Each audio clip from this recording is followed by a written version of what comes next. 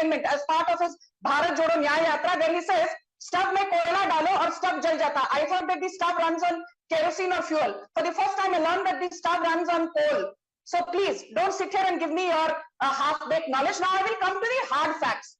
Rahul, I will not even talk about what Mr. Arun Puri said in August 2023. These are famous quotes of his, which I really love reading them all over again on every debate. In August 2023, after your then Mood of the Nation poll, he said, Narendra Modi has pulled off what few leaders have. He has banished the universal factor of anti-incumbency. Narendra Modi's popularity rankings defy the law of gravity. I'm quoting Mr. Arun Puri ad verbatim. And I'll tell you why. Jahan Narendra Modi khade ho jate hain, wahi se line shuru ho jati hai, because we had a votes or number of seats at 17.6 crore in Lok Sabha 2014. People said, this was just happenstance. We got the number of seats, winning seats at 23 crore votes. 23 crore people voted for Narendra Modi in 2019, which means there was a 31% increase in our winnable seats between 2014 and 2019. Now, I am not even going to assume that BJP will see a 3% uptick in its vote share from 37 to 40%, as Rahul said. Let us assume that the vote share continues to remain at 37%. It does not rise to 40%. I'm being conservative, despite being an Andh Bhakt and a Modi Bhakt. Despite having a vote share at just 37%, just going by past track record, if you extrapolate the numbers, you will see 30 crore people voting for BJP, assuming a 31% rise in number of seats. And if you assume just so you made that point, ma'am. I want to go across the table. Ask Amitabh, what could be the X factors from here? We're in the beginning of February. We've got March still to go and then elections in April, May. What could change? Good, bad for both the opposition and the government? See, X factors for the BJP clearly is the mood of the neutral or the undecided voters from now on, because BJP clearly has the momentum. The numbers are very strong for BJP. 335 NDA means if you add the reverses in Maharashtra and Bihar, which is 25 seats itself, 360. Plus you have a new ally from Andhra Pradesh, possibly 17 seats, 377. So mission 400 or 370 is not impossible. That's number one. This is largely predicated on the image of Prime Minister Modi. So if there is a black swan event which dents the popularity of Modi, that is the only event which could probably tilt the numbers in favor of the opposition. It's all about Modi, his popularity. He is getting the votes for the BJP, and he is the difference between the opposition. But this is an important point, Rachingappa, that it's essentially no matter who thinks what of it, the fact is, and you can quantify this, and we'll do this tomorrow, but if the BJP is winning in the way that it is, it's because of one man. And what this country thinks of one man, what anybody on this panel thinks of that man is inconsequential. The voters who we've spoken to would like Prime Minister Modi back. They have a direct connect with him. They have faith in him. They trust him. They want him back. Well, let's call it brand Modi. That is really a phenomenon that has happened. And just looking at what Amitabh said, even in adversity, he comes out the winner. You had Pulwama, which was a black swan sort of event that happened in the thick of election. He converts that into a great opportunity. Take a look at his second term. Each of these things, COVID, he's first castigated. Our polls itself show that it goes down, comes back, with a bang, makes sure that the economy is growing, takes care of the people on one side. Then let's also look at I think there are a couple of qualities we have to look at Mr. Modi. Decisive leadership. Article 370 goes. Early in the tenure that is there. Ram Temple, built at terrific speed. The Parliament House built it. Women's Reservation Bill put there. So you are seeing, if you take a look at some of the characteristics of leadership, vision, he has it. He's not only showing a vision for these next 5 years, he's looking, many people could say, well, that's, really pushing the target too far. But he's giving a nation, an aspiring nation, a road to development. And I think that's very important. So he's able to balance the Hindutva sentiment, which is the cultural sentiment that you want, or the soul of the nation, with pragmatic governance, decisive leadership, and And this, this quality that he demonstrates in terms of welfareism as well. So he's taken all the planks of the opposition, appropriated all of them, made it his own, and has really, that is why you're seeing he's the kind building, of results Rajdeep, a new republic, whether anybody likes it or not. Very different from the Nehruvian idea of India in the last 10 years, and he'll cement it in the next 5 if these numbers are correct. He has, in front of our eyes, built a new India. Look, as I said, the Prime Minister is a consummate politician, and it isn't easy to hold on to your popularity over an extended period of time, particularly when you've gone through several black swan events over the last decade. That is a given. I like to use sort of M factors, and I'm going to give you 7, each of which I think it's not just Mr. Modi's secret sauce. I put Mr. Modi at the top. I put machine. The BJP is a machine. And the machine... No, they built a machine. You mean machine, you think like it's a machine lying on the ground. Anybody can do a machine. They built a machine. Of course they built a machine, but the machine has various aspects to it. The machine knows how to use state power. It will know where, when to corner the opposition. So did the Congress when they were in opposition. So did the Congress. Sure, of course. But the Congress didn't build the structure that the BJP has built. When you say that, Mr. Modi is building a new republic, I just want to give the elements I think that are important as to why is he still winning. There's Prime Minister Modi, consummate politician, knows how to use power. There's the machine of the BJP, the RSS, the Sangh Parivar. There's the message. The message, interestingly, look at Mr. Modi's message in the last month since Ram Mandir. He's not focusing on Mandir, he's focusing on Viksit Bharat, talking about infrastructure projects, talking about Amrit Kal. Cleverly knows how to change the goalposts. This is over, let's move on to the next. So the opposition doesn't know what will come next. Number 3. Number 4 is money. Let's be honest, Indian elections, the oxygen of Indian elections are increasingly money. The BJP dominates that space like no other party has done. The Congress may be in its pomp, but that time, the opposition was much weaker. No, but that time the Congress leaders, many of them pocketed the money themselves. There's different structure they are getting for the machine. A lot of the Congress leaders, and this well, pocketed. It's not as if in Maharashtra we don't have khoke ki rajniti. Let's not say that we institutional don't have corruption in the manner in which there was under the UPA. That's not the case. The jury is out on that, but I'm willing to concede that the Prime Minister has made it, ensured that the party comes first at the very top. Not in the case of the Congress, individuals came ahead of the party. Then you have Mandir. I think as the survey is also going to show, Ram Mandir has taken the Prime Minister's own popularity to another level. That's where it comes that, you're crafting a new ideological republic in a way, moving away from the Nehruvian idea to a new idea of a new republic. Who knows, uniform civil code comes next. Then, and I think this is crucial, you have the Mahagathbandhan. You see, you're as good as your opposition is. If you're playing a terrible opposition, which is so badly divided, which has really made no effort to actually build on the weaknesses of the government. It's not as if the government doesn't have weaknesses. Unemployment is a problem. Our survey also shows that. What have you done to build it? You have had 4 meetings of the India Alliance, all in 5-star hotels, or 3 of them in 5-star hotels, 1 in Patna where Nitish Kumar, your convener, has gone. You made no effort to capitalize when COVID management was going wrong, to build a kind of consensus. We need change. You've not offered me a leadership or a narrative to combat Modi. I think that's an important element. You're as good as your opposition is. Finally, and I know, Rahul, this is contentious, the media. Let's be honest, no one has dominated the media space quite like Mr. Modi is. So we've never really questioned, for example, the misuse of the ED in the way that it should be. The poll also shows a number of Indians believe the ED is being misused. So I think Mr. Modi is Teflon-like. All of this comes together to make him almost impregnable, pregnable. And I think, credit to him. It's not easy in today's world to be as popular in 2024 as you were in 2014. More popular, you can say, but it's a combination of various factors. Your popularity is also dependent on how unpopular the other side is. No, but that's not Modi's fault. It's not. If his opponents don't know how to bat and bowl, how can you blame Modi for that? Rahul, who's blaming Modi? I'm giving the reasonings. The reasoning is the opposition in the last 10 years has had opportunities. Demonetization was an opportunity. COVID was an opportunity. You had the chance to question the government in a serious manner.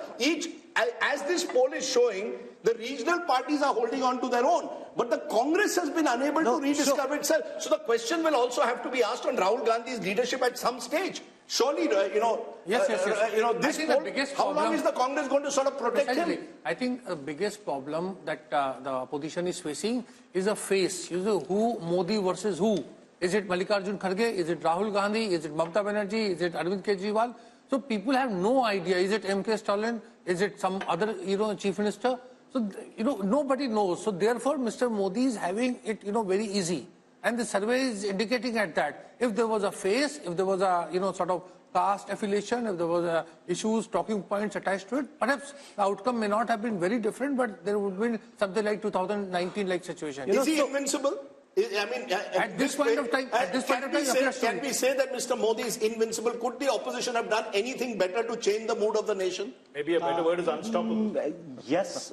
What could it have done? There is always a possibility, but I think of politics structurally. And the nature of politics is such that opposition does not have many chances. To use a cricket analogy, if, say, Tendulkar or Virat Kohli is in full form, no matter you bowl a Yorker or you bowl a sort of like, a googly and spin, they will hit you. But Tendulkar has got gold, Modi has never got gold. This is why leaders are important. But think of 50s and 60s politics. Was there no leaders in opposition? There was Lohia and other things. Could they challenge Nehru and Congress party? No, because in political time, now you counted 7 things. Everything is in favor of BJP, right? So at the moment, I don't think there is any X factor. The only X factor could be that we have no sense of what's happening on the ground. People have made up different mind and they are telling something else. So at the moment, everything is aligned in favor of Here's what I wish to say. Let's just zoom out for a moment and think of the larger picture in a more historical perspective. I was at the Pran Pratishtha of the Ram Mandir at Ayodhya, where while Prime Minister Modi was being introduced, he was linked to Chhatrapati Shivaji Maharaj, is the ideal Hindu king, who at that time, really demonstrated all the virtues that good Indian kings should have. So he's kind of being projected in a historical arc in that same kind of weight category.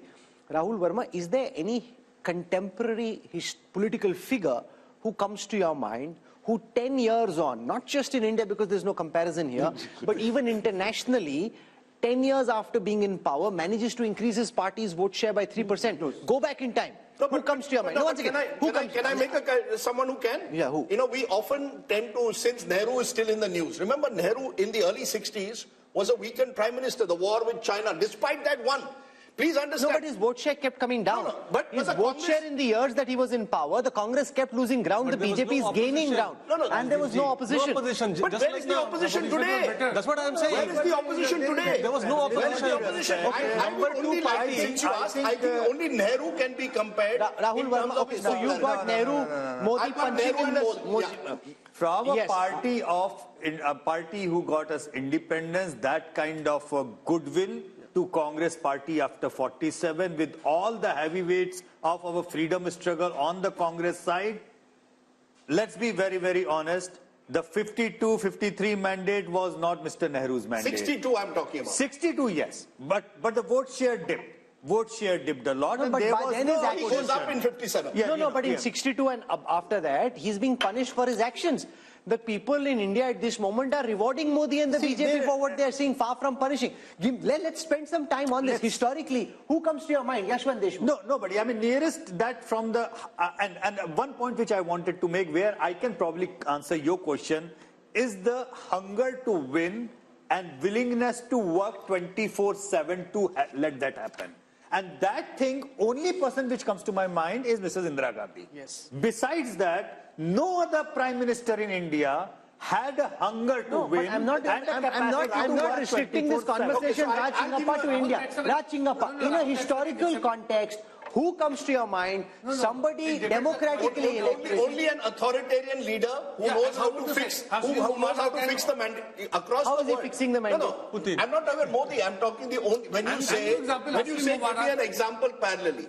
There are democratic countries where you will have the likes of a Putin in Russia and Erdogan in Turkey, who will know how to, in a way, manage the mandate. Erdogan had a very tough fight. He won with 6 percentage points. In a relatively free and fair system like ours, to do it over 3 elections with your popularity increasing, I think makes Prime Minister Modi sui generis. You look at Algeria, where there was, this thing that Burj Khalifa, when Nehru was there, then I went with Hamid Ansari, he was still Prime Minister. Yeah, but let's not compare Algeria with an India. I think, Rahul, you make a very good point. In a democratic society like ours, with all the pulls and pressures, with, as we are seeing in our poll, South India having a very different politics, states like Maharashtra, Bihar, Bengal, Karnataka looking tough for a while, I think Mr. Modi has done the remarkable job of holding his popularity. I will only say this, and I think this is an important point that we need to make. While we talk of the invincibility of the Prime Minister, and I think CSDS's post-poll in 2019 showed 1 out of every 3 voters voted for the BJP because of Prime Minister Modi. The BJP itself is not invincible. That's why I made the slightly controversial point that if I was the opposition, I would focus on states where Mr. Modi is not on the ticket. The BJP is weakened. You want a strategy for the future? Start from the states. Okay, the problem is you're going to make this, the India Alliance has come into this 2024 election with no clue of how they want to face up to Mr. Just Modi. to remind the viewers, Rahul, once and again, we are so damn focused on 14, 19 and probability of 24 that we are forgetting the fact that BJP as a party has lost 50% of the elections in this country in the last 10 years. 50%. Yeah. So invincibility of Mr. Modi as an individual which the BJP is benefiting from is not exactly the invincibility of the BJP. Number one. Number two, yes, I concede and I understand being a conservative pollster, this is probably the starting block of BJP and the NDA. And majority of our polling was happened before the Ayodhya Pran Pratishtha. That impact has to come in, and with the way they are looking out for alliance partners and the way they are going about it, this can only go up. Having said that, if you will ask me if there is any, I don't see a black swan because nobody can predict a black swan, but one red flag, that is the complacency factor. Complacency factor was the factor which caused them. Are they looking complacent to you? No, they are not. But 2004, urban areas, the turnout dropped by 18%, and that caused Modi the is BJP. no Vajpayee. That's precisely what I was trying to say. They have learned their lessons pretty hard, and neither Also, Modi there is is a Can I give you a very nor interesting Mr. anecdote now? Bhagwat is Mr. Sudarshan. Sure. Both the factors are remaining. Can I give you a very interesting anecdote? just this one morning, I was told by an MP, Parliament has been extended by a day. The BJP is going to put out a white paper on what the Congress did over 10 years. क्या जरूरत है अगर 300 seat मिल रहे हैं? What to put white paper? लगता है desperate है. मैंने कहा desperate नहीं है. They want to take that 320, 330 that the mood of the nation is good because he wanted to know the numbers. 320, 330 to 370, 375. एक दिन भी नहीं छोड़ना है Parliament का. If we can get an extra Saturday in, where all the TV channels for 7-8 hours will talk about this white paper, keep the mahal going. So there is no complacency. On the other hand, it's like a team which has scored 350 runs is sure to win. But things, last 10 overs, all 100 run करके 450 जाते हैं. Amitabh Tiwari, look at how this 400 par is seeping into the psyche of the opposition. The Congress guests we had today, even Kharge ji in Parliament, they are referring to 400 par. They should be dissing the idea of that. It's like you have the most, forget ideology for a moment, you have the most competent practitioner of the political craft up against the most inept practitioners of politics in the Congress. You are right. That is why when you Rahul, have them go head to head. What Modi did, sorry, Raj, just a quick point. I think one, when you look at what he's done in terms of 370 and 400 for the NDA, he's addressing what the concerns Yashwant was talking about. He has pushed the bar even further, higher and better. So, and today you feel he's getting 303 and he shouldn't be getting 400. No, but you heard what Rashid said. The second Congress will be happy with this. The second point I would like to make. Ek chota se point. Yes. You see, the Congress thinks that if India Today and Yashwant Deshmukh are saying 71, it means Congress is well past 100 seats. That's how they're thinking. Yeah. No, I just have a quick addition to this one. You were asking about who else would you... I think Mr. Modi is in a league of his own. And internationally. Internationally, yes. And see, we are the world's largest democracy. I think we have produced great leaders. Precisely. You may not agree with Nehru or what he did. Kamit Diyar, it was Nehru. Kamit Diyar, this time, it was Modi. And I think we must, in many sense, commend that rather than bring comparisons Indira Gandhi. Okay, so Nehru is one comparison. I'm saying go internationally, Raj, with all the expertise and experience. You see, there, you could get other kinds of leaders who had just held on to power. In the recent power, probably you can't have any comparison with American presidents because they have to give up their terms in two terms. You might end up with a Putin, Erdogan, and all those. These are not the kind of leaders you'd like to match this. Or even Xi Jinping, the other side, right? He's also there, but of course a completely different system. So if you really look in terms of democratic nations, as I said, he's in a league of his own. I don't think we need to bring comparisons. Here's a person, as Rajdeep had described, we had talked of leadership. We have to appreciate that. May like him, may not like him. There is something about him that is, converted a nation of 1.6. Yeah, I think, again, I completely agree with Raj, and just to add to him, see, what sets Modi apart from everyone, that, see, Nehru inherited a party and an organization. Modi also inherited. But BJP was not present in many parts of India as a strong force. What Modi has done in these 10 years has put the party on map in eastern India.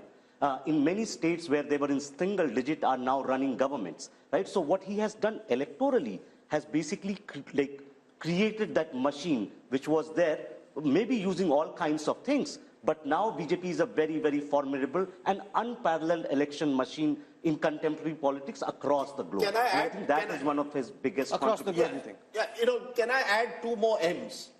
Interesting. One is middle class. I remember Arun Jaitley telling me this 10 years. He says, as India becomes more and more middle class country, he believed that the BJP was there at the right place, right time to capture on the energies of this middle class. I believe post 1991, ironically, the Congress party didn't capitalize on the zeitgeist of this new India. They went in the other direction when they should have actually taken credit for Manmohanomics, built this middle class constituency. Look at across urban India, and as India gets more and more urbanized, look at BJP's performance across urban areas. Mr. Modi is popular in both rural and urban. We forget the Labharti scheme and the impact that has had, direct benefit transfer, using it to put money in people's hands. But I think middle class has become a core constituency of the BJP, and they've built around that. And whether we like it or not, it may be the elephant in the room to some majoritarianism. Particularly in North India, there is a sense of a Hindu majority. The point you made, a new republic, somewhere it's the Hindu assertion.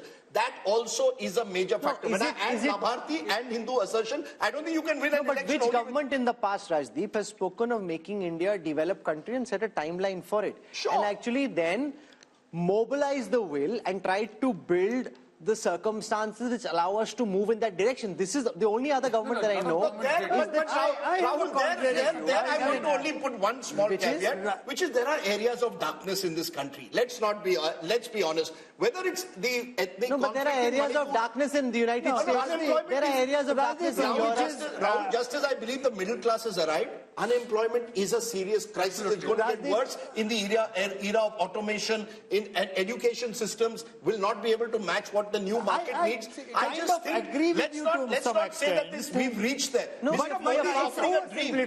Mr. Modi is offering a dream. And making the effort to achieve that dream. He's offering a dream. He's offering a vision, and he's making the effort to take us in that direction. So it's not as if he's sitting on his laurels. But then aspiration is not just middle class, Rajdeep. Middle class is like 50 shades of grey. Anybody who is not in BPL family is a middle class. Okay. So from lower middle class to middle class to the higher middle class, it's an aspirational class. And he is a person who is showing a vision and a dream that, okay, you are maybe suffering, but what the India which I'm trying to make will be a great India for your kids, your grandchildren. And he is working towards that. But then tell me, if this was also perfect, the double engine, as we saw in certain states, doesn't work. I think India is too complicated to reduce it to, Modi's captured the attention of all of India in every election. That's why he's captured it in a presidential style. In elections, increasingly are presidential at the national level. Mera leader kaun hoga? Mera prime minister kaun hoga? Mr. Modi, with his consummate abilities as a communicator, and the point I keep making, Rahul, which Prashant Kishore also now makes, Mr. Modi's been around 50 years in politics. He's seen various, these black swan events, you're able to conquer sometimes through your past experience. It's like a journalist. If you've been 40 years, we can do live program. Pehle saal, it was a struggle. Mr. Modi's been there. He's done the hard yards. Let's give him credit. He's been in power since 2002. He's been in power for 22 years, and that gives him experience of hand. On the other side, he's become elite. You've got regional leaders who've been stuck in their states. I think one of Mr. Modi's major achievements is from Gujarat Chief Minister. When he became Gujarat Chief Minister, we thought, ye kaise banega, RSS ka aadmi hai, has no experience in governance. When he becomes Prime Minister, we said, yeah, Prime Minister kaise banega? You said. Look, no, one minute. I will say this, and I have proof. Mr. Javed Akhtar, at a dinner in 2012, 1 week after Modi won Gujarat a third time, he said, "Yaar, kya lagta hai, Modi ji aayenge center pe?" To maine kaha, "Hai, I think Modi ji will come to the center. I think he will win the elections." 2012 December, before he tilted. He said, "Nahi, nahi, he is haunted by 2002. Nahi ho sakta hai." I said, "Sir, there comes a time when a person can sort of go beyond his sort of past to the future." So I will not take that, but I will say this, that he surprised people. I would certainly. And he continues to surprise people. He continues to surprise. And he continues to surprise the same people who never cease to be surprised. But that's a different matter. That's a good line. That's a good line. No, but it's true. It's true. That's true. The thing is that, see, the matter of fact is that he works hard. And I think pretty much, and I've said this to Raj, that, you know, as one of my physics professors, he never used to give us marks on the final answer of the numericals. He used to give us the marks on what did we attempt. दिमाग लगाया कि नहीं लगाया, कोशिश की कि नहीं की. I think Indian voters are coming to an age where they want to see the leaders make an effort. If you make an effort, they are even willing to own up your failures. See how people have owned up his demonetization failure. Okay. People, majority of them say, galat tha, lekin sahi niyat se kiya. Okay. Now, so we are out of time. We are out of time. We need to finish. There are two politicians which are fascinating in that sense, using this effort point. One is Mr. Modi, one in a very different way, Naveen Patnaik. Yeah. 25 years, never lost, and you ask people, "Nahi sir, koshish kar raha hai." You see, Indian voters, he's right, want to reward well-intentioned. Okay, so we are out of time. We need to wrap up. No, Rajdeep? Rahul, just one little point. I think it's more than just try. Modi delivers. He has demonstrated that on time also. Whether it is building a parliament building, getting things done, he makes sure. That is the culture change. And also remember that at the end of 10 years, Dr. Manmohan Singh, with no disrespect to him, was completely tired. The government was just coming apart.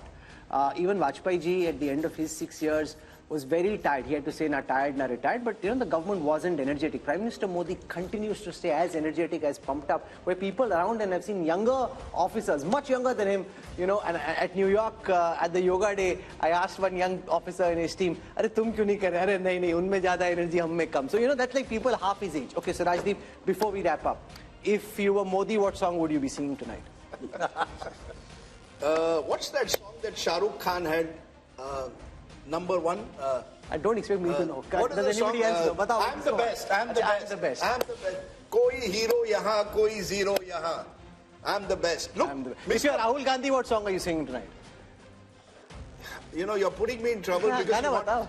Ye kya hua, kab hua, kaise hua. Look, there are lots of songs. But look, seriously, I hope for the Rashid sake... has another song. Can I though say something? For the sake of Indian... Okay, Amitabh Tiwari, 1 second. If अपना time आएगा. Yeah, that's अरे भाई advisers बता रहे हैं उसको यही अपना टाइम आएगा. Rahul, he's sounding like Devendra Yadav. Look, let's not rule out He's sounding anything. like Devendra Yadav. Who? He's saying Rahul Gandhi thinks apna time aayega. नहीं, Rahul Gandhi is being advised कि साहब आपका time आएगा. Look, I hope for our sake of our democratic process and indeed for our television coverage, we have an exciting election. I hope that this mood of the nation doesn't result in most people believing up क्यों देखना है, जीतना तो है. But I hope we have a is contest. that the reason he has given this shagufa of 360, 370 and 400? Because he might be feeling, Rajdeep bore ho raha hoga. Kuch naya do.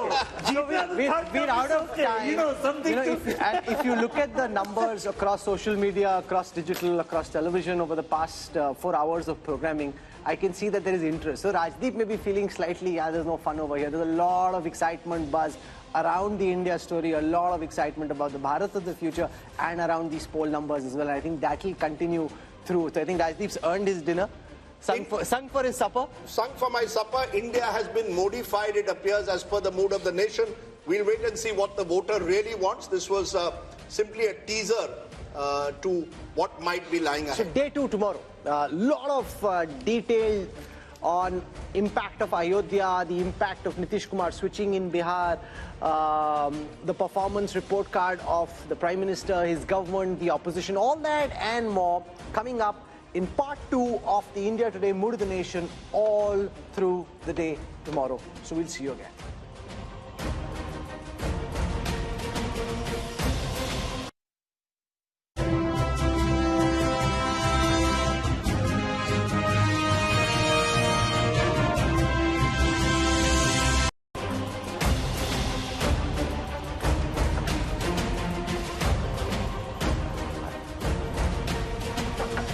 welcome. You're with the India Today Mood of the Nation biannual survey brought to you in partnership with C Voter, which has done this comprehensive nationwide survey at a time when all eyes are on the big question: who will win the general elections of 2024? That's the question that we're going to answer in a detailed manner this time, but not just the big picture. We'll be going state by state to bring you all the results you've been waiting for. This is the last Mood of the Nation opinion poll before the general elections of 2024, which is what makes this that much more important, and so much rides on the results of this Mood of the Nation opinion poll. Let's introduce you to our guests who are going to join us over the next several hours as we bring you the results of the Mood of the Nation poll. I want to start by introducing Yashwant Deshmukh, lead cephalogist at C Voter.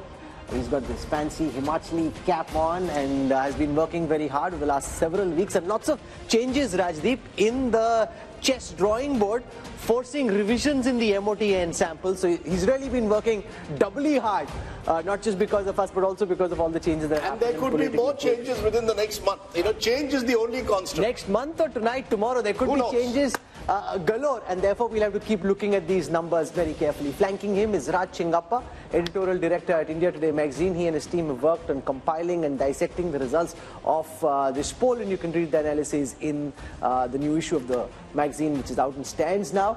We've got Amitabh Tiwari, who's joining us, political analyst, and to our left we've got Rahul Verma. Rashid Khidwai joins us, and we've got Sanjay Kumar from CSDS. So this is really as sharp a political panel as can be, and I'm discounting myself. And no, I'm keeping Rajdeep there, discounting myself, but a very sharp panel on this. So what we'll do for a moment is take you through the methodology adopted by C Voter for this poll, and then we'll go state by state in getting you the results of this poll. So this Mood of the Nation opinion poll was done between the 15th of December and the 28th of January.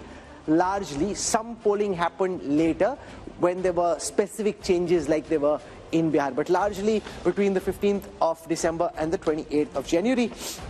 For this poll, the sample size was 35,801. But C Voter, as our viewers know by now, has a continuing tracker sample. So that adds 1,13,000 interviews to the Mood of the Nation sample, giving us a robust sample size of 1,49,000 for this sample and the tracker that's been going on between the 15th of August and the 31st of January. So there's a 3% plus minus margin of error at the micro level, and Yashwant claims he has a 95% confidence level. So that said, Rajdeep, let's now dive straight into the numbers for Uttar Pradesh. Okay, let's go state by state, and we are starting with the state of Uttar Pradesh, because remember, generally it's believed all roads to Delhi lead through Lucknow. That certainly to some extent has been the case in 2014 and 19, given the domination that the BJP has had in the Hindi heartland. But let's take a look at what the Mood of the Nation poll is saying. First, let's take a look at vote share, because vote share will give you a sense of where the parties stand. And what we are predicting at the moment is a 52% vote share for the NDA, which means that the NDA is actually up from last time. They're even higher than they were in 2019 when they did remarkably well in that election. The India Alliance, and presumably this India Alliance includes the Congress, the SP and the RLD as of now. The RLD could well switch sides. Therefore, at the moment, they're at 36%, up 10% last time, but they have lost the BSP, which was in 2019 with the Samajwadi Party, and others 12%, primarily the Bahujan Samaj Party. But the key thing is, how does this translate into seats? That's the difficult task that Yashwant has undertaken.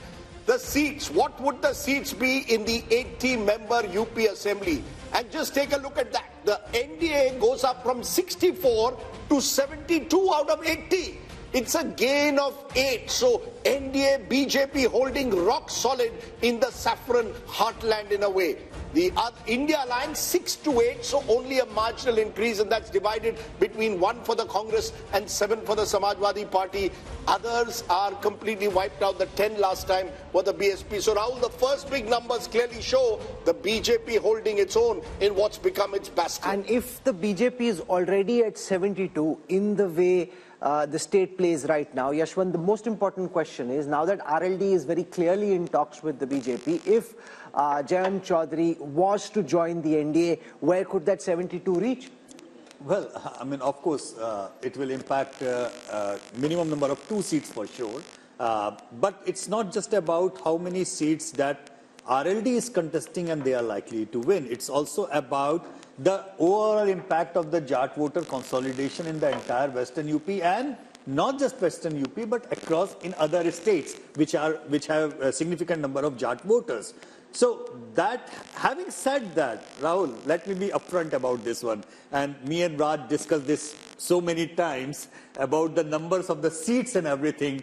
You know, I am a conservative pollster. And I find it very difficult to tell people that, you know, why are these others or other NDA numbers or non-NDA numbers coming up, even when you have NDA or BJP crossing 50% of vote? That is simply because of the probability. When you say any party is there in that particular region, even if you cross 0 to 1, in UP with 6 regions, you end up with 0 to 6 kind of range. So it's also a question of probability. Otherwise, this number with this kind of a vote share could end up anywhere. So you're saying it could be 80 also? I will not say it cannot happen. No, because he's sitting on 72 and he says, I'm conservative. No, it is a possibility. You know, it can't be ruled out. But let's, you know, we are T20 style today. So I'm going to ask all our panelists quick responses because we are going through the entire country. Raj and Gappa, Uttar Pradesh, as I said, the road to Delhi leads to Lucknow. If this is the result of Lucknow, clearly the keys to Delhi are in the hands of Prime Minister Modi. No doubt Uttar Pradesh is the bellwether state, and if it is showing the kind of results that the India Today C voter poll showing, the BJP is on its way. I would only like to point out a little bit of history because the Prime Minister Modi had said he'd want to win 405 seats and for the BJP 370 seats. So if you look back, the only person who did that was Rajiv Gandhi, who won 405, and of course subsequently it became 414 when Assam and Punjab were added on. And at that time in UP, that was the undivided UP, I think the Congress won 82 out of 85 seats. It was a sweep.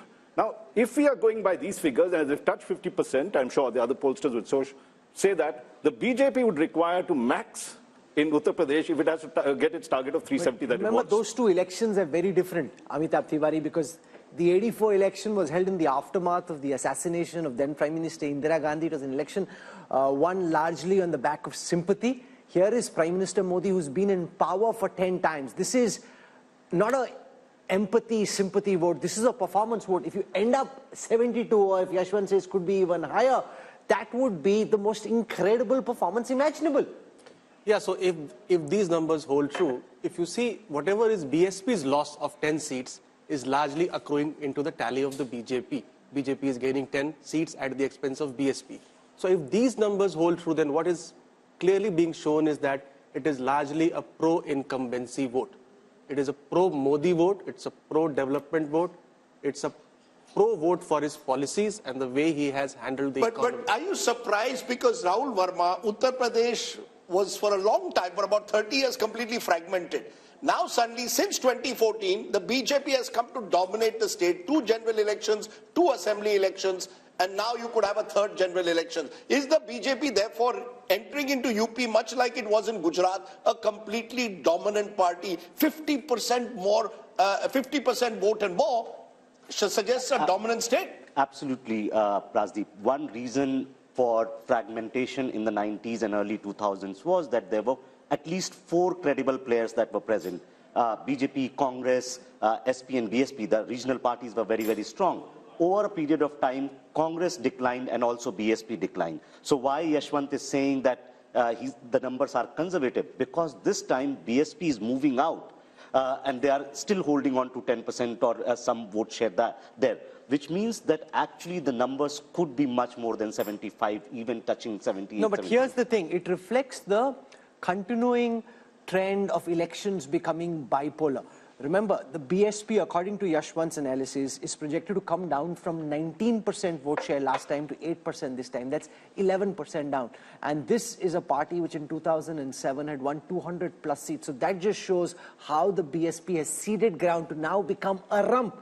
8% Sanjay Kumar for the once mighty BSP just shows that for time to come, elections in UP will be BJP on the one side and Samajwadi Party on the other, with a much weaker Samajwadi Party against a much stronger BJP. Rahul, we need to understand why elections are becoming bipolar not only in UP but in Bihar and many other states. Because I get a sense that the entire election now is being contested in the name of Prime Minister Narendra Modi. I don't see this election as a contest between Rahul Gandhi and Narendra Modi or Narendra Modi versus any other leader. It is a referendum on how do you rate the performance of Prime Minister Narendra Modi. So people are divided on two axes, pro-Modi, anti-Modi. And you see the election becoming bipolar on this, not on the issues, but largely on this factor. If you are on pro-Modi side, you tend to align, your party tend to align with NDA. And if you are anti-Modi, you tend to align with the UPA. Or if you're not able to align with the UPA, then you go alone. But that is what is happening in UP. But where does this lead, therefore, the India alliance, Rashid Kidwai? Because you've got a situation where you are tying up with the Congress and Samajwadi Party tying up. We still don't know how the seat distribution will take place. But when they look at these numbers, there'll be a sense of hopelessness almost, particularly if Jayant Chaudhary also leaves the alliance. Even if Mayawati, was to come on their side, which seems unlikely in a few weeks' time, either way, India Alliance is starting this race with one hand tied behind its back. Yes, Rajdeep, there is a total sense of despondency, but I still think Mayawati is the biggest insurance policy that BJP has in Uttar Pradesh. Imagine this 8-10% vote going to India Alliance would have made material difference. And second thing is how many Gandhis, three Gandhis, Rahul, Sonia and Priyanka, how many of them are going to be in fray? Because unless they contest, and same applies to Samajwadi Party, Akhilesh Yadav and Dimple Yadav and all those people, credible people. No, what's your sense? Will any of the Gandhis contest now? I think they are looking for Rajya Sabha route. At least one of them will get into Rajya Sabha. No, but I don't agree with Rashid Kidwai. He says BSP joining the India Alliance makes a difference. Even if I add 36 and 8, that's 44. Up against 51 for 52 for the NDA, it still leaves them 6 short. No, but even if there is perfect transfer of votes, even if there is perfect transfer of votes, which we saw in the last elections when they were both stronger in the BJP, not as strong, it still didn't make a difference. Look, Rahul, BJP is the dominant party of UP. There's no doubt about that. And all the other parties are basically trying to compete for that same anti-BJP vote that exists. So even if they come together, they're actually only consolidating the anti-BJP vote. The BJP vote itself, once it's crossing 50%, even if it was 48% tomorrow, they would still be well over 60 as they were in 2019. So I think... And Rahul, we are not factoring in the Ram Lahar, which is there. There is a lot of... Why people are shifting? Because they think that there is going to be a huge, consolidation in favor of BJP in Uttar Pradesh. And that so this was a cricket match and the BJP ends up 72 out of 80 in the first state, and the projection across our table of really sharp political minds is that it could actually even be more. Then, the Congress and the India Alliance are out of the race even before the race has begun. Shehzad can say, okay, thank you very much, I don't need to do the talking. Modi's doing the talking for me.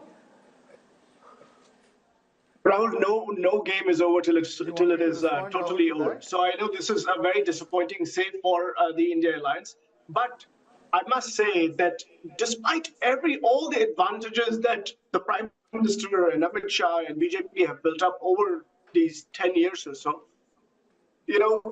they're still pretty much at 50%. The opposition has not been able to come together as we need to defeat this power so far. But the election is not over. The election is going to be contested in UP and all over the place. And by the way, I know you people said something about the performance. This is a performance election. If this is a performance election, I want to ask you. I want to ask the people of UP, for example, that until 2014, UP's economy was larger than Tamil Nadu's economy. Now, 10 years later, and most of that is under, well, all of it is under Prime Minister Modi, and most of it is under Chief Minister Yogi Adityanath. Why is the UP economy now smaller than the Tamil Nadu economy? What has changed? Now, at the national level. We are doing a T20 style analysis, so we want 1 point at a time. You made your point. Let Shehzad Poonawalla now respond. Shehzad, the fact is that UP is seen now as a dominant party state. Do you give credit to the Modi factor, the Upyogi factor, a combination of both? The fact that the double engine there seems to be really working at the moment.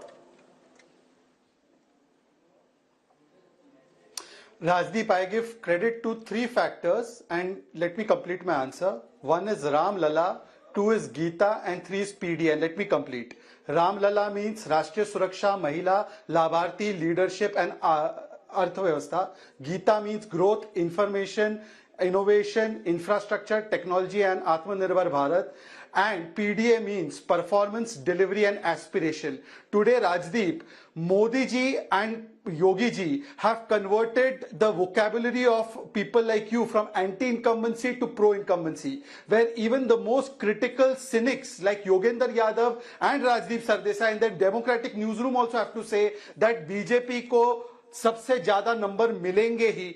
This kind of conversion happens when time after time the people see the leadership and the performance of the party on the ground and overall, because we have a mission and a vision. We are not people of commission, corruption, ambition, and family profession, and therefore I give credit to Ram Lala, Geeta, and PDA.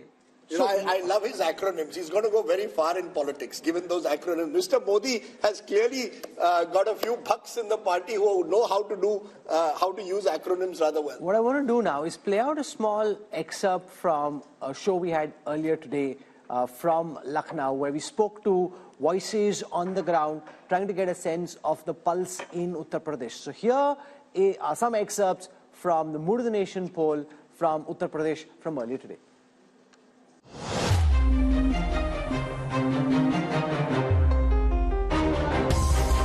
Joining you from the city of Lucknow, and once again, if political cliches could hold true, nothing. विपक्ष की जल गई है एकता की रस्सी, इसलिए Bhajpa UP में जीतेगी 80 में 80। मुझे लगता है यहाँ पर बैठ के लच्छेदार बातें करना और थोड़ी बहुत शेरो शायरी कर लेना एक चीज है। आप धरातल पर आके असलियत देख लीजिए। हम पूरे विश्वास के साथ कह रहे हैं कि कांग्रेस पार्टी का उत्तर प्रदेश में खाता नहीं खुलने देंगे। युवा चाहता है रोजगार, और रोजगार के नाम पर आप कहते हैं पकौड़े तल लो। केवल भारतीय जनता पार्टी है जो बढ़ती हुई दिखाई दे रही है, बाकी सारे राजनीतिक दल आपको गिरते हुए दिखाई दे रहे हैं। आप सबके अकाउंट में 15 लाख आ गए, 2 करोड़ बेरोजगार मिल गया, नहीं मिला। और जब अलायंस करना था ना, तब राहुल जी के प्रोजेक्शन के लिए उनकी एक यात्रा प्लान कर दी गई, और जहाँ-जहाँ चरण पड़े राहुल के ताता बंटाधार हुआ। जैसे जैसे यात्रा प्रारंभ हुई, एक-एक करके अलायंस लगातार छूटते जा रहे हैं। Shouldn't the India Alliance actually look at bringing in Mayawati, because the 8% vote share could also, she might not win a single seat. As far as Behan Mayawati is concerned, I think it's really up to her what she would want to do. 370 हम कह रहे हैं क्योंकि 370 हमने हटाई है। I want to come now to the state of Punjab, and just keep in mind that the numbers that you're about to see assume that the Aam Aadmi Party and the Congress will find a way of fighting together. But this is a state where AAP and Congress are 1 and 2, and whenever two parties are 1 and 2, they typically find it very difficult to be able to distribute seats amongst themselves. Between 2 and 3, it's much easier than it is between parties that are 1 and 2. But since that's the way it is seeming on the surface, that's the calculation that we're about to show you. So here are the numbers for Punjab. I'm going to start by taking a look at the vote share numbers first. The BJP had 10% vote share in the previous Lok Sabha elections. That's now projected to go up to 17. That's 7% up. The Aam Aadmi Party had 7% vote share in the last Lok Sabha elections. That's now projected to go up to 27. That's 20% up from the last time. The Congress had 40% vote share in the last elections. That's now projected to come down to 38. That's 2% down from the last time. The Akalis had 28% vote share. That's now projected to come down to 14, a loss of 14% for the once formidable Akalis. Let's take a look at how this converts into seats. So on your screen right now, for the 13 seats of Punjab, here are the C Voter India Today Mood of the Nation projections. C Voters projecting that the BJP is likely to stay at 2 seats. They're 2 They're likely to stay at 2. What's gone out from the NDA kitty there are the Akali seats. The AAP is expected to be at 5 seats. That's up 4 from the last time if we see the party-wise breakup of these seats. The Akalis were at 2. That's likely to come down to 1. So the BJP holds on to its 2 seats. The AAP goes up from 1 to 5. Remember, in the first election they fought in 2014, they had 4 seats. So they go up to 5 this time. The Congress at 5. They were 8 last time, so they're down 3. And the Akalis are at 1, down 2. Now, what could change potentially, Yashwant, is if at the last moment the Akalis and the BJP are able to tie, because behind the scenes is a lot happening. It's not firm, finalized, both sides haven't decided. The Akalis we know are keen, the BJP is 50-50, wishy-washy, but that can change anytime. And if that changes, how does that potentially change these numbers? Of course, I mean, that would be having some impact for sure, because I guess that between the Akalis and the BJP, even though there has been quite a lot of bad in the recent years, as far as the core voting is concerned, they are pretty much supplementary in nature. The core has been anti-Congress vote at large, which the Akalis and the BJPs have been tending together. So this separation might have split it vertically because BJP ran away with the Hindu votes and Akalis were with their Panthik votes. But if they come together, definitely that will have an impact. But it will not be the same kind of seat sharing, Rajdeep, that is for sure, because wherever BJP is going back with their old allies, the seat sharing equation is no more the same, which was defined by Vajpayee and Advani. But you know, this is a fascinating state, Raj Chengappa, because the alliances have changed dramatically in the last few years. The BJP and the Akalis were together. AAP versus Congress was the battle of Punjab. They've now come together. They may not have chemistry on the ground. Do you really believe that this AAP-Congress alliance will work in the end and actually see the arithmetic benefits that this poll is suggesting? Or do you believe in the end it'll be very difficult for AAP and Congress to actually fight Punjab together, which may be another twist to these numbers? It's my favorite state since I was there as editor-in-chief of the Tribune. But I think here, let's take Sanjay's argument of brand Modi and a referendum of that. How much of that is going to play out in Punjab? It never happened when Rajiv Gandhi, it was a very troubled state, of course, at that particular time. So the Congress never benefited at that time because of the wave that happened. So if you look at it currently, if the AAP and the Congress get together, they're a decisive force. Have they got together? Have they agreed on anything? That is not to be seen as yet. No, but can I counter what you're saying to say that it's almost impossible? How will you decide if you're 1 and 2 in that state? On a drawing board, you can say whatever you want. Given the problems in Uttar Pradesh, given the problems in Bihar, it is very difficult. In Delhi, they may still have some kind of an arrangement. In Punjab, they'll ultimately come to the conclusion that it's better for us to fight separately. No, they may well do that, Rahul. They actually seem to believe that might even work to their favor. That, you have a multi-corner. No, so I'm saying then the premise of the poll for Punjab is flawed because it hypothetically assumes that they're fighting together. Yeah, sure. But the one thing about Punjab, to take from what Raj Chengappa said, and that's the fascinating part of Punjab, Sanjay Kumar, it's the one state in North India where the Modi wave has not worked both in 2014 and 19. Look at both these elections. The Congress, if there's one state in northern India, held its own in the last 10 years, it's Punjab. You think the politics of Punjab, therefore, is very distinct and different from the rest of the country in a way? 2 factors. Even though the political clout of Shiromani Akali Dal has come down, but look at the states where regional parties are strong. BJP has not found it easy to make inroads. That's one case why in Punjab BJP has not been able to make inroads. Second, BJP has been contesting in Punjab in alliance with Akalis. So Akalis have been a dominant player. That was a difficulty in the Bihar also for the first couple of decades. Also, look at the social composition of Punjab. In Punjab, we have a very large majority of Sikh voters. So if you look at BJP's popularity, Narendra Modi's popularity, there is some difference if you look at among the Hindus and people belonging to different other religion. That is another factor why BJP has not been able to penetrate in Punjab the way they have been able to expand in other parts of but the India. calculation in the BJP and Shehzad can build on this. I'll also show you the projection for Chandigarh, which is expected to go to the BJP. It's an urban pocket, and we saw the mess in the mayoral elections recently, but the poll is predicting that Chandigarh goes to the BJP. The problem is both the Home Minister and the Prime Minister have often say that they're very emotionally invested in the Punjab story. And yet, on the ground, we see, especially amongst the Sikhs, this pushback. So how does this square? The fact that the Prime Minister himself feels so emotionally close to the Punjabi community, to the Sikh religion, and yet there is a lot of antipathy and a very strong pushback.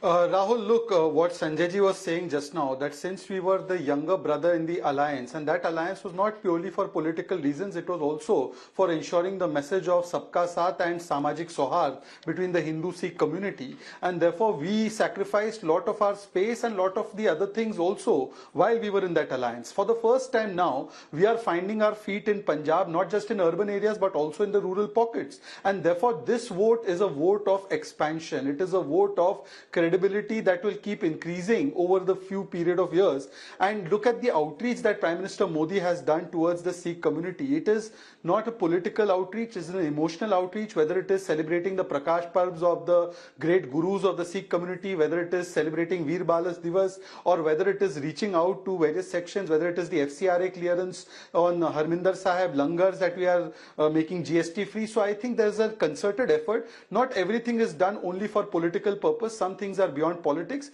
For Rashtra Niti, we have done a lot of things, and I think that is also being reflected because Punjabis are very patriotic people. They are ready to sacrifice their lives for the nation. They have contributed so much to the armed forces, and I think you'll see, because the kind of mismanagement Aam Aadmi Party is doing. Look at the Nasha Mafia, look at the kind of corruption that is taking place. I'm not saying this. Mr. Sidhu is saying about the corruption. And also the alliance between Congress and here in AAP, Punjab, Amitabh Tiwari, is if they fight separately, this calculation, and you're seeing the India numbers projected by C voter to zoom up in terms of vote share very substantially, all that is based on the assumption that they fight together. If they don't fight together, and if this is the base where Akalis are at 27% vote share, up 20 from the last time, Congress is at 38% vote share, down 2 from the last time, up at 27, up 20, Congress at 38, down 2, Akalis at 14, down 14. How could Punjab read in the absence of this alliance? See, Punjab is the hotbed of anti-center politics.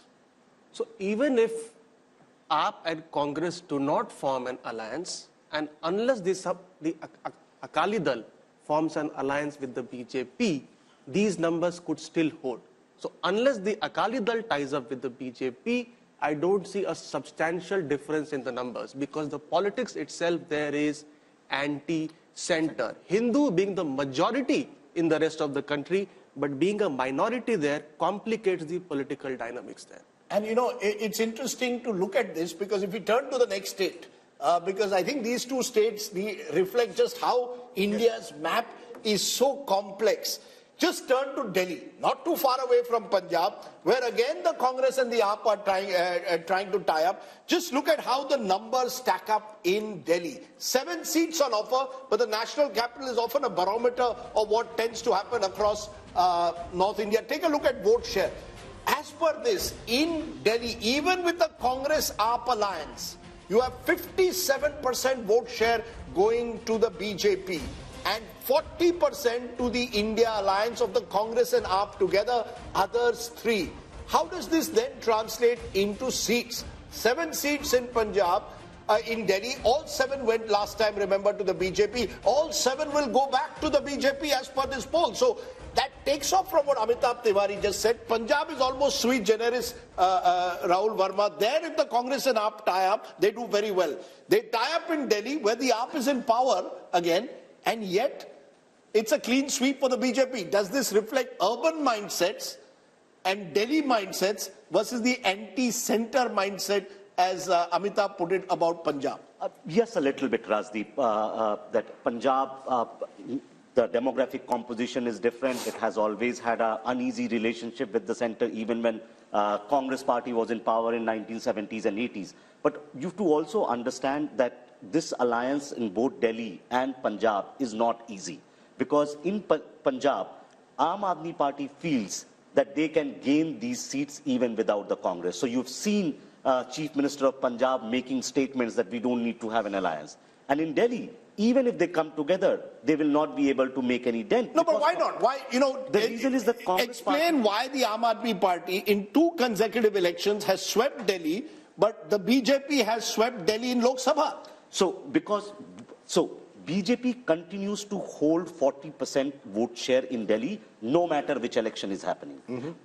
Congress gets 25% when Lok Sabha happens, but when Vidhan Sabha happens or MCD happens, Congress comes down below 10%. So that entire Congress vote, which is in Lok Sabha with them, actually shifts with the BJP. So AAP continues to be around 45 to 50% in assembly elections. But in Vidhan Sabha, BJP gains. No, my view is it's the Modi factor.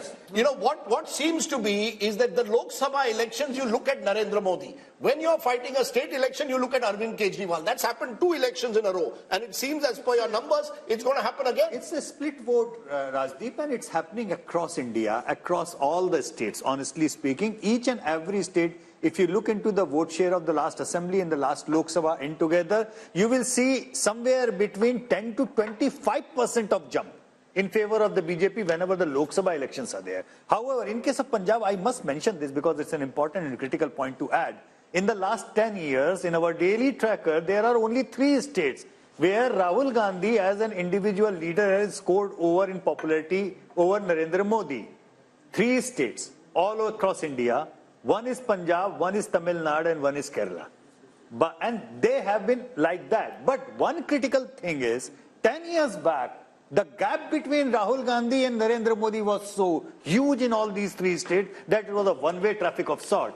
But over the 10 years, this gap is reducing and reducing and reducing, and it used to be in double digits. Right now, it is in single digits. But you know, the split vote, I think, Rahul, is going to become more and more important. Voters seeing Lok Sabha very different to Vidhan Sabha. And Salman shows that's your big problem in a way. In Delhi itself, in the heart of the national capital, even if you tie up with AAP, it's the BJP that sweeps the election.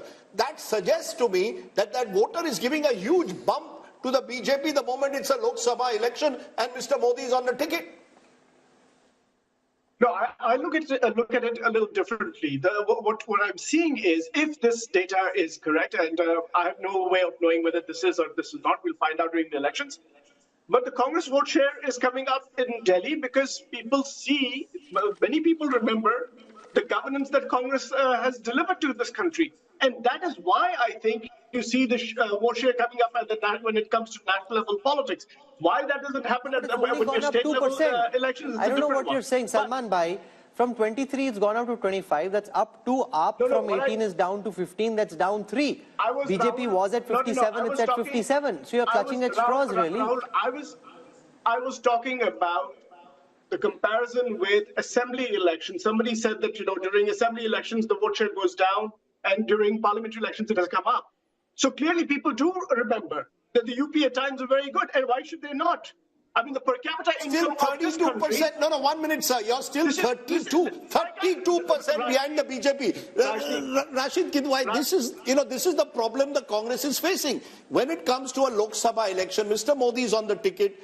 It appears that the Congress is not preferred to the BJP. We've seen that direct BJP-Congress fights. The Congress loses out now. Even in an alliance with AAP, they may lose out in Delhi. Yeah, but Rajdeep, Delhi's story is very simple. It is due to Muslim vote that swings. In assembly election, Muslim vote tends to favor Arvind Kejriwal's party, and in Lok Sabha election, it favors the Congress. So that is why there is a kind of mismatch. And when we talk about vote share, we must look at each and every constituency profile, and that's where it matters. So even if some parties may be 40% plus, another party is 57%, in 7 Lok Sabha seats, the results may be slightly different. So vote share. So you make an important point. In a seat like, say, Chandni Chowk or in East Delhi, absolutely, where the minorities are in big numbers, Rashid Kidwai's argument is, and that's where we can go across to Sanjay Kumar, that as far as the state is concerned, it may still be 57 versus 25 and 13, but in that concentrated pocket, it may help this alliance, if it comes together, put a tighter fight in 2 seats, at least East Delhi and Chandni Chowk. This is a possibility, Rahul. I don't rule out this possibility. But if we are looking at on one side 57 and on the other side it is, say, in the 40s, 42, 45, 46, this is huge gap, makes it impossible that there are chances of close contest or a reversal in a couple of constituencies. The real story is the BJP, which gets about 38 to 40% in Vidhan Sabha, goes up to 57 in Lok Sabha. So Vidhan Sabha ki baat hi nahi kar rahe. No, that's the story. No, but that's the story. Modi, that's the story for Vidhan Sabha election, not for a Lok Sabha election. Sir, the point is the Modi factor, Rahul, is giving the BJP an 18 to 20% jump. That's the story. from 37-38%, where it loses to the Aam Aadmi Party, which gets over 50%. So the Aam Aadmi Party is clearly seen as a Delhi regional party, and the BJP in a Lok Sabha election takes it, whatever the minority vote may get consolidated, but the majority vote in Delhi is going firmly towards the BJP for the Lok Sabha. 6 months later, have a Vidhan Sabha election, and the situation at least twice before has been very different. True. This time around, we don't know. So I think that's Rahul, the significance. I wanted to make a quick point. Yes. Two things. One, the minority factor will come into play only assembly elections, where the assembly constituencies are smaller, and then you have enough number which can swing vote. Even in Chandni Chowk, you don't have 50% Muslim population, which can suddenly turn the seat. And besides, after delimitation in 2008, the entire composition of these seats have changed. Actually, in Delhi, there is not even a single Lok Sabha seat now which can say that, okay, minority votes are the decisive vote here. Yeah. Earlier, the Chandni Chowk, before till 2009 elections probably, that was the probability, but after 2008, delimitation. No, but in Delhi, if AAP and Congress are on the same ticket, it does make things more exciting. It does certainly, absolutely. It makes sense. Still be 7, but having said that, you know, it's also the fact, you know, Rajdeep, Sheila Dikshit ji was very clear, very clear that if Congress has to revive, they have to make sure they do not go with Aam Aadmi Party. Without you know, that's how. Is also clear. She has been very clear. So I really think, Rahul, the story which we must stress is this Modi factor. Because this kind of split verdict. But you're sounding surprised about it. No, because it's nowhere else in the world. You see, go across the world. A Republican state will vote for the Republicans, both for the Senate usually and for the presidential election. In India, you're seeing it now in 2 consecutive elections. For Delhi, we want Arvind Kejriwal, but upar hamare liye Narendra Modi. And you're going to see it across the country. Because America doesn't have a Modi, that's why. I don't think it's as simplified as that. I think the Indian voter has very consciously decided who I want for Chief Minister and who I want for Prime Minister. And I think it is fascinating because I don't think, as I said, I don't know any other country in the world where it happens. No, we make too much out of this, and this is my personal opinion.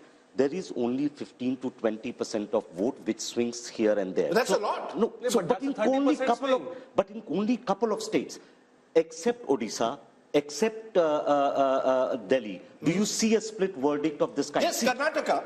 You see Karnataka in election after election, you vote for one party in the Vidhan Sabha, you vote for another party in Lok Sabha. I'm willing to have a small wager that there'll be another half a dozen states where this will happen. Can you bet like now, after Congress winning Karnataka in 2023, Congress is going to do same way as it done in 2019? But I met a Maharashtra leader yesterday. He said, we have put all our eggs, a Maharashtra Congress leader, we have put all our eggs in Vidhan Sabha. I said, what about Lok Sabha? He said, Lok Sabha madhe Modi aahe. Please understand. That's how they are seeing it. Here's the reality on the ground. 2019. Madhya Pradesh, Rajasthan, Chhattisgarh. Let's come to Madhya Pradesh and Rajasthan, because this is a fascinating political adda, and if we go on, we can be here all evening. So I want to come now to Madhya Pradesh and take you through the numbers. We need to just step on the pedal a bit so we can go, otherwise we'll be here all evening. So in Madhya Pradesh, the BJP had 28 seats. Apart from Chhindwara, they won 28 out of 29 seats. This time, they're expected to come down to 27. The India Alliance had 1, expected to go up to 2. This is as far as votes are concerned. 58% last time for the BJP, same this time. And the Congress's vote share, 35 last time, expected to be 38 this time. So basically, you're predicting that one other seat could possibly go away from the BJP and one extra seat could get added to the Congress. I want to quickly go across to Rajasthan as well. From Madhya Pradesh, we'll take vote share first. The NDA had 61% vote share, the BJP had 61% vote share, this time 59. The Congress had 34, this time 35. Let's quickly see how that converts into seats. No surprises here. If that's how big your lead is, 59 plays 35 in a bipolar election, it's a clean sweep. So they're holding on, Yashwant Deshmukh, 2 areas where they shouldn't lose. You know, all these complicated, really detailed, finesse, nuance graphics that we have on the election intelligence dashboard, they're not going to be of any use. If this is how one-way the traffic is, then what's the point of all the finessing? Well, you know, I was just trying to give what Rajdeep was saying. I will just give a term to it. I call it Modi dividend. there is a clear-cut, on an average, 15 points Modi dividend as far as the Lok Sabha election is concerned. And the split vote, ironically, I coined that term in 2004 while explaining why Vajpayee's popularity did not translate into votes for the NDA in 2004, because there was a lack of a split vote. And since then, we have seen slowly and steady, the number has been increasing. While Rahul is correct that, in many of the states, it is not very clear-cut in that way, because in many states where BJP has been absent, their split vote also to take them across a threshold of 30% wouldn't come. Like, say, for example, Kerala. Kerala Vidhan Sabha election, BJP goes into single digits. In Lok Sabha election, they almost touch 20%. But can I just make a point, and Raj, I want you to come in on this. When BJP swept states like Rajasthan and Madhya Pradesh in 2019, we called it the Balakot bump. That post Balakot, Mr. Modi had taken over the entire space. Now, even without Balakot, the fact is, in both these states, the BJP is holding its own, sweeping Rajasthan as per this poll. 27 out of 29 in Madhya Pradesh. In Rajasthan, there was a close contest just a month ago. And yet now, Lok Sabha, it appears it's the BJP all the way. What explains it? So we can even throw Balakot probably out of the equation. Just say there is the Moditwa factor. If you look at it, and if you ask somebody, even in Delhi or in Madhya Pradesh, who would you really want in the center? I mean, that's the question. And that answer is a very logical answer that voters would give. I would gather in Madhya Pradesh as well, who is the Congress projecting for them to vote for? Even as Prime Minister? As Prime Minister. Whereas you have Modi, and he has performed well. The state has rewarded him well. And I think here, if you look at it, just to make a larger point, there has to be a saffron wash, what I call a saffron wash, in about 6-7 states for the BJP to get to its 303 or 370. Madhya Pradesh is one of those states. It lost 1 seat last time. And there's a whole cluster of states where their vote percentage is 50% or more. I think, let's take the seats, 223 seats or so, where their margin is so big, over 5 lakhs or something, that they will win. Madhya Pradesh is one of those states that's there. So there are 2 points I'd like to make. One is what you were saying earlier, that the Modi factor will work very, very strongly to dispel any state kind of resistance that is building or any Congress support that could move towards Rahul or anything that's there. And 2, these are the kind of states where when we have 50%, the opposition has no chance. Sure, but Amitabh Tiwari, this comes back to the point which many people have been making, that the real battle for the opposition was to try and take on the BJP, where there's a direct BJP-Congress fight. 186 seats last time where there was a fight, the Congress won just 12. If these numbers are to be replicated, it once again shows where the Congress is the main opposition, i.e. Madhya Pradesh, Rajasthan, the BJP is the front runner, and you're seeing the Prime Minister in all his recent speeches not focusing on regional parties, targeting the Congress, the Kamzor Kadi, as the BJP sees it. Yes, so one of the main reasons why BJP is against sweeping both these states is because it is facing Congress as the opposition, number one. Number two, the India alliance partners do not have a single vote in these 2 states. So there is no advantage to Congress of any India bloc formation because it does not get the reciprocity. And number 3 is that, as you said, the Modi factor, let's say. So 33% people, or around 37% people voted on the name of the PM face. So if you don't have a PM face, you are excluding 37% of the voters from the target Where will these segment. numbers leave the Congress party? They've lost Madhya Pradesh, they've lost Rajasthan Assembly election, they've lost Chhattisgarh. Now you've got a possible sweep as per this Mood of the Nation poll. Will it only further demoralize the Congress in the heartland? Rajdeep, actually that's the real trouble with the Congress party, because Congress is strategist, and that includes Mr. Yogendra Yadav, a new addition in Team Rahul Gandhi. And I heard, once he told you also in an interview, he seems to think that the, Congress will get 7, 8, 9 seats in Rajasthan, 5, 6 seats in Madhya Pradesh and in Chhattisgarh. So there is, he's converting that vote percentage, that 40% plus vote percentage of the Vidhan Sabha into Lok Sabha. And that is where I think there is a tactical error, but Rahul Gandhi is buying that. And India Alliance is buying that. So Salman shows this is the real problem in a way for the Congress party to revive itself. These are the states where you needed to focus upon in the last 6 months. You've lost assembly, and now you could be wiped out in Lok Sabha. Rajdeep, you are thinking that the only people who are fighting this election are basically Khargeji and Rahul Gandhi. We have people, we have leaders in our states. They're fighting elections. They're getting ready. So what will become evident later on is, you know, this what you in your own poll we're seeing, say for example, a bump of 3 percentage points for India Alliance, which is Congress in Madhya Pradesh, for example. What that tells me is that there is a solid base for the Congress party to build on. And from now until the elections, anything is possible. So, yes, the perception that is being built is that the Modi ji has won, everything is done. And by the way, yes, exactly, the PDA. Let me get to the PDA that my friend Shahzad talked about. The PDA is, what is it? It is propaganda. There is nobody who does propaganda more than Narendra Modi and the BJP. What does D stand for? D is destruction of relationships between brothers, Hindus, Muslims in this country. And what is A? A stands for arrogance of party, of money, of control of media. By the way, in the Hindi belt that we are talking about, how many newspapers carry any news from the Congress party? You know it and I know it. Hindi newspapers do not carry news of the Congress party. Meanwhile, not just regular news of the Prime Minister. Anytime the Prime Minister says something, he's plastered on television all the time. No wonder people think there is nobody but Narendra Modi, because that is what the media has been projecting. And by the way, I will slightly beg to differ. I read the Dainik Bhaskar every morning, and the Dainik Bhaskar is one of the fine papers of the country that does give a lot of news, including news critical of the state governments in those states. So I don't think that's the reason. So I have a few minutes left. Okay, it's the biggest newspaper across these states, but go ahead. We have a few minutes left, and I want to finish with the other states in North India. So I want to come to Jammu and Kashmir. In Jammu and Kashmir, the NDA is projected to have about 49% of the vote share.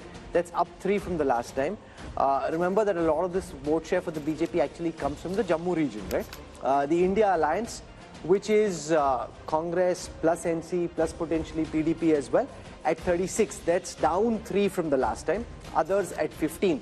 Converted into seats, Yashwant and his team are projecting that the NDA will be at 2, which is where they were last time. The India Alliance, which is all these 3 parties together, will be at 3. So basically the Valley seats going to the India Alliance, the Jammu seats, regardless of what happens in the Jammu region, going to the BJP. From there, let's come to Ladakh, where we saw a big protest recently, but despite that, Yashwant and his team are projecting that Ladakh will be with the NDA. From there, let's now come to Haryana. 10 seats in Haryana.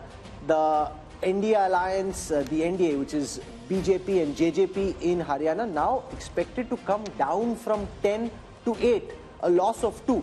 The Congress, which lost even Rohtak last time, expected to go up from 0 to 2, up 2. Now, what makes you think that that is going to happen, given the fact that there is a 12% vote share gap, 50 plays 38 in Haryana?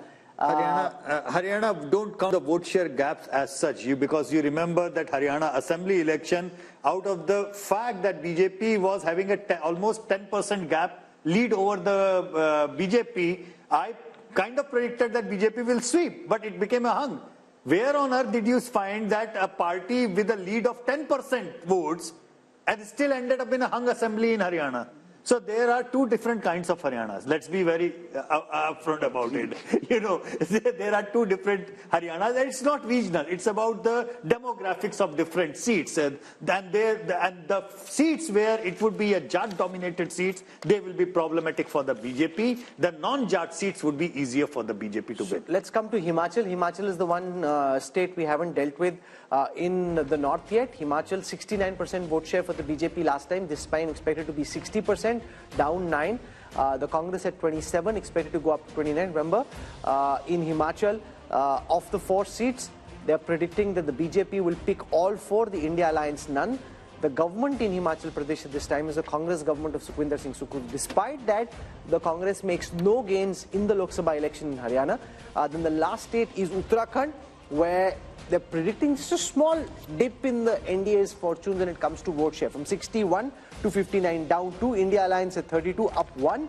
But when it comes to seats, all 5 seats predicted to go to the BJP. You know, therefore, when you look at the big picture, from the first region that we've looked at, and this is if you're a T20 match and it's power play and you've just finished six overs of the 20, think of North India like this. The projected seat share across North India. First, the vote share across North India. NDA 52%, India Alliance 38%, others 10%. That's a 14% double-digit gap, and that includes, remember, Punjab, where the BJP is relatively smaller in terms of its vote share. How does this translate into seats, Rahul? And I think this is the story, and this has been the story not just now, but also 2014 and 2019. 154 of the 180 seats, as per the mood of the nation, done by C-Voter, go to the NDA, 25 to India Alliance. And remember, of these 25, majority again coming in from Punjab.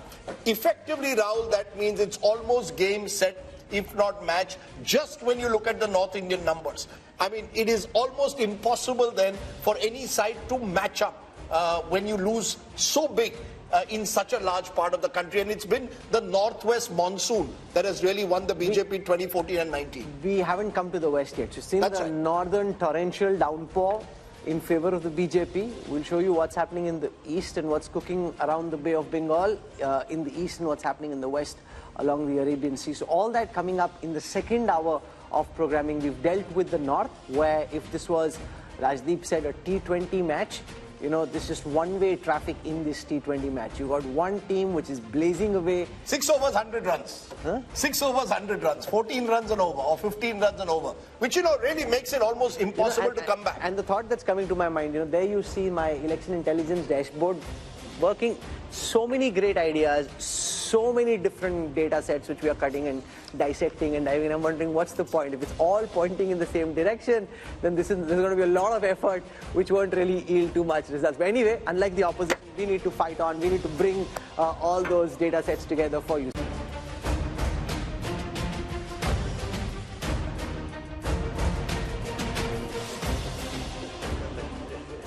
Welcome back to the mood of the nation. India Today's biannual survey with C-Voter, which is telling you just ahead of the general elections what will happen in state by state to give you the big picture. Who's winning the battle for 2024? We spent the first hour dealing with the North Indian states. We'll now switch to the south. And remember, Rajdeep, there's been this big north versus south effort that the opposition is making to try and build a narrative around how North Indian states are different from South Indian states. Do South Indian states truly feel and vote differently? We'll find out in this hour. Remember, we've given you the North India numbers in the first hour. 154 of the 180 seats going to the BJP-led NDA.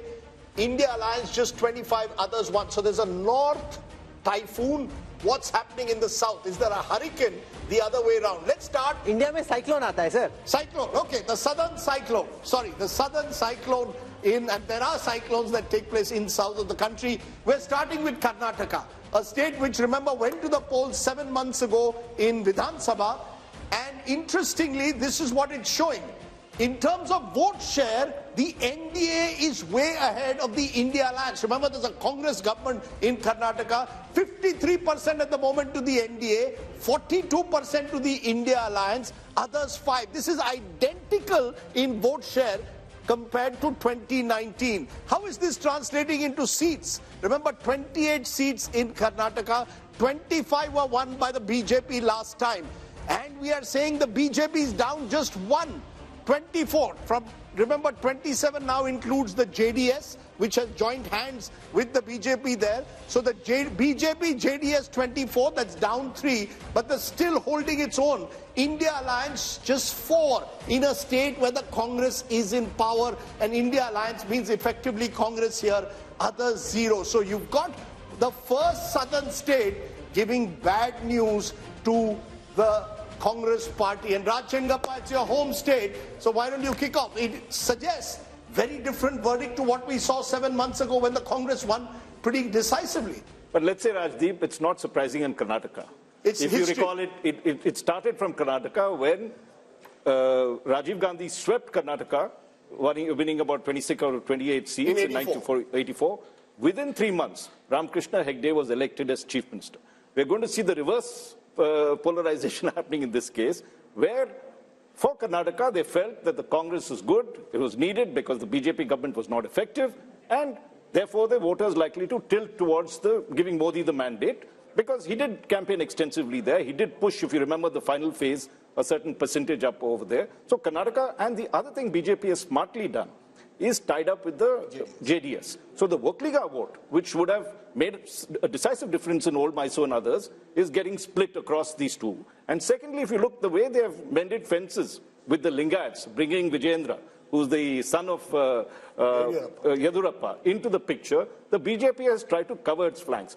But let us see. I mean, Shiv Kumar is a wily contender. And you might see a little more seats going this way towards the Congress, So, Yashwant, given the fact that Siddaramaiah and Shiv Kumar were in Delhi, and now you've got DMK ministers, you've got Pinarayi Vijayan trying to hit out at the center for not giving enough finances to the south, could that potentially become an issue? Because I was seeing in the south, there was a lot of traction, at least on social media, around this issue. As of now, it's just in its infancy. Could it build into a bigger headache for the BJP in the weeks to come? Possible, because you see, without the JDS, BJP was in deep trouble. And they were pragmatic enough to take that much of arithmetic along. 6 months back, the same MOTM was showing BJP was in disarray because 10% approximately JDS votes of Vokaligas going along that. Now, that's largely in Old Mysore. Largely in Old Mysore. But the thing is that it's not just like, it might be decisive in Old Mysore, but there are pockets in across Karnataka, particularly in North Karnataka, where even 5 to 6% of Vokaliga votes shifting the BJP way will do the magic. However, the point which you are making, it's a North versus South divide, and the campaign that we are now watching in social media, that is an uncharted territory. Because I don't think any election whatsoever in the last 75 years, that play has been there. Barring the Tamil Nadu politics, outside that, the North-South divide was never played like that. So that's important. It's very important. And this issue is still just about germinating. Just germinating. Amitabh Tiwari, is there seamless transfer of votes from the Janata Dal secular to the BJP, or do you think it might seem like that, but on the ground, it's not so easy to transfer? See, JDS vote is largely anti-Congress vote. See, the regional parties have been born out of anti-Congressism. And if you see the gap between India bloc and the NDA bloc, it's 11%, and out of which 9% is largely JDS. So JDS has pockets of influence in not only the old Mysuru, but even the Bangalore region. There, the implementation of schemes has been very good. And Congress is trying to project the Karnataka model as their model. But historically, BJP has been strong in Karnataka. From 1919 to 2019, they have won all the elections barring 1999. And surprisingly, BJP today, even in 2019, is the single largest party in South of India. Because South of India, there are regional parties who dominate and not the Congress party. Sure, and that's also primarily because they won 25 seats in Karnataka last time. So Rahul Verma, let's come back to our debate that we had when we discussed Delhi. That the same voter who 7 months ago voted for Congress, possibly Siddaramaiah as CM, apparently 7 months later wants Modi as PM. As Raj Chengappa said, it's not unusual, but it seems to me the one state where it's pronounced in the south is in Karnataka. See, Modi is one of the biggest vote aggregator of our time. There's no doubt about it. And he pulls BJP's vote. He's more popular than the party itself. If BJP gets around 37% vote, Modi's popularity rating would be around 45-50%. So that means PM pulls the party. What I was trying to differ with, that the segment which changes vote into election is smaller than the claim that we try to make. Right. And think of it, like Yashwant pointed this out. 6 months back, after the, so Karnataka elections happened in March and the last MOTN had happened around August. BJP was not doing that well. See, what BJP is doing in every state where they were having trouble is making efforts, right? In Karnataka, they tried to get JDS. They made a pact with Lingayat. On the other hand, and again, in Karnataka, what Amitabh had said in the beginning, the challenger is Congress. Congress seems not to be doing enough efforts in places where it's strong and credible. No, but also imagine, Sanjay Kumar, despite being the mighty force that they are at the moment, the BJP is willing to tactically cede ground everywhere. Even in Western Uttar Pradesh, to a party like the RLD, to the JDS, where they think that they can make inroads in old Mysore. And also, Rahul, they called the JDS, they called Kumaraswamy corrupt and a dynast. I mean, it was very clear, we will never touch the JDS. You'll recall they called Mukul Sangma all kinds of things till the day the numbers came out. Then they changed their mind. So the level of flexibility is very great. You know, Sanjay Kumar, because this was one of the states where there was a potential double-digit loss for the BJP. So also look at the irony. The party that is supposed to have the ideology shows political dexterity. The party with no ideology, so to speak, in terms of certain core philosophical issues, is very rigid when it comes to tactical alliances. Sanjay Kumar. I think the problem with the Congress is that it is slow in taking initiative. I would say even lazy in taking initiative.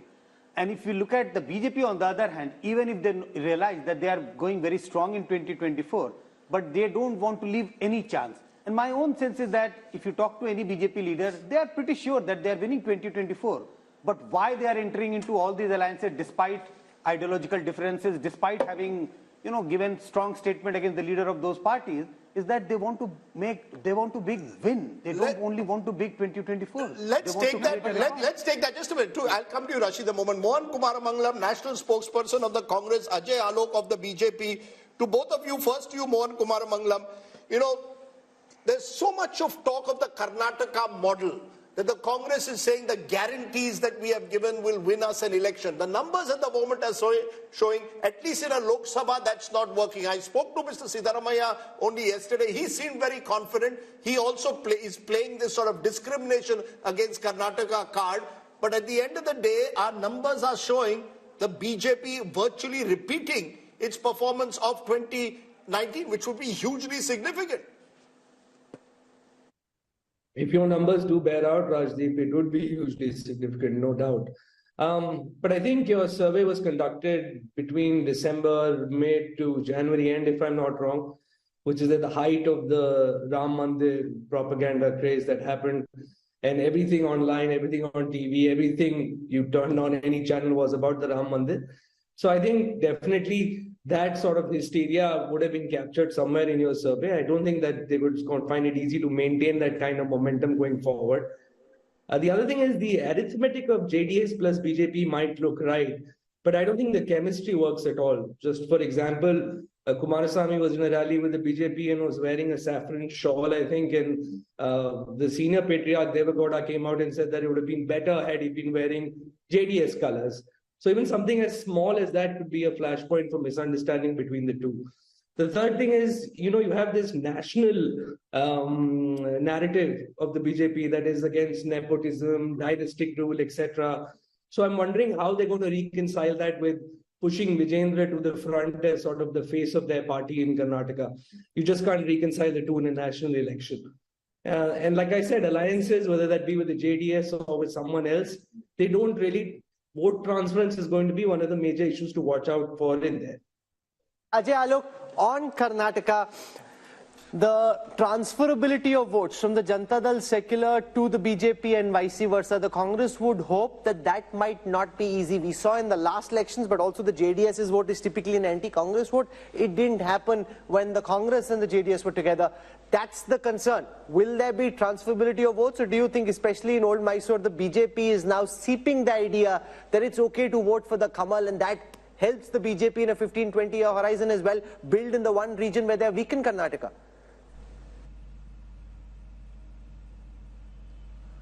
See, one thing they are conveniently forgetting, that Congress snatched almost 6 to 7% of JDS votes in the last Vidhan Sabha election, but they were not able to snatch our votes. Our votes percentage was quite the same, 36.2, what we got and what we got in the last assembly election. And JDS vote bank significantly reduced from 19-20% to 13%, and this was majority or majority vote completely. It was minority vote which shifted to the Congress. Now there is a feeling of angst and there is a feeling of appeasement everywhere in Karnataka, and how the Karnataka government is performing since they have formed the government. So there is a natural chemistry and a bonhomie between JDS and the BJP, and BJP and JDS combined together, we are crossing 50% mark very easily. Sir, with due regard, and with the dynamism and with the momentum of the election going on. Sir, with due regard, when you say natural chemistry, 7 months ago you were name calling each other. I mean, you were calling him a dynast, you were saying their family is corrupt, the Gowda family is corrupt. This was, all your top leaders were going to Karnataka and saying this. So is it that you've decided, chunav ke liye kuch bhi, forget the past, we have to win 2024? See, chunav ke liye kuch bhi nahi. We are a political party and we have to look at the situation at the ground. And of course, when we are not with JDS, why we shouldn't highlight their problem and what their corruption issue was. The Congress will also do the same. Now, since they are with us, we have to look at the ground reality of what kind of appeasement politics is being followed in Karnataka. And that are they now not corrupt? My direct question to you is JDS not corrupt now? Is JDS now no longer dynastical?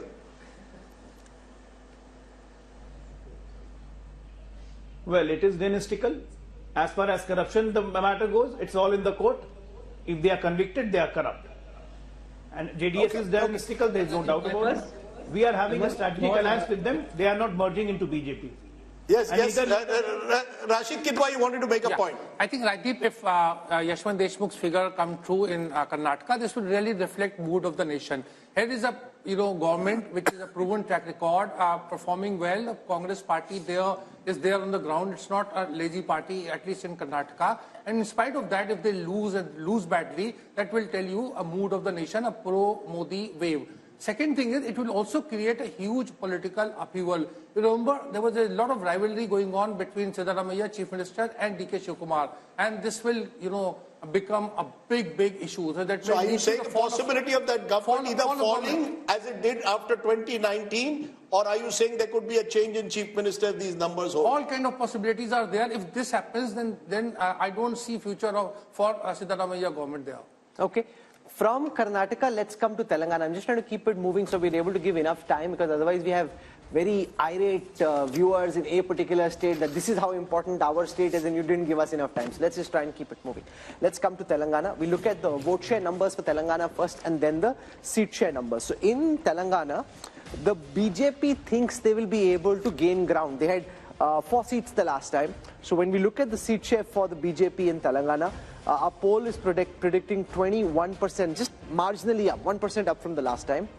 The big jump here is for the Congress, which was at 30% last time, this time at 41%, whereas the BRS and the other parties, which includes OVC, coming down to 38 from 50% the last time. So the big change really is the bump in the fortunes of the Congress and the decline in the fortunes of the BRS. How does this translate into seats? The only sliver of hope that we're seeing of all the numbers that we've put out so far in the Mood of the Nation opinion poll are actually coming from the 17 seats of Telangana, where the Congress's tally is expected to go up from 3 potentially to 10. That's up 7 from the last time.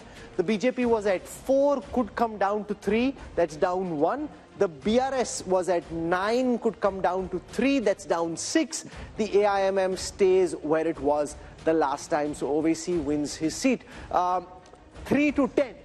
Now, from what I know, Amit Shah and the BJP big guns will be figuring out some way कि इनको ये 10 नहीं देनी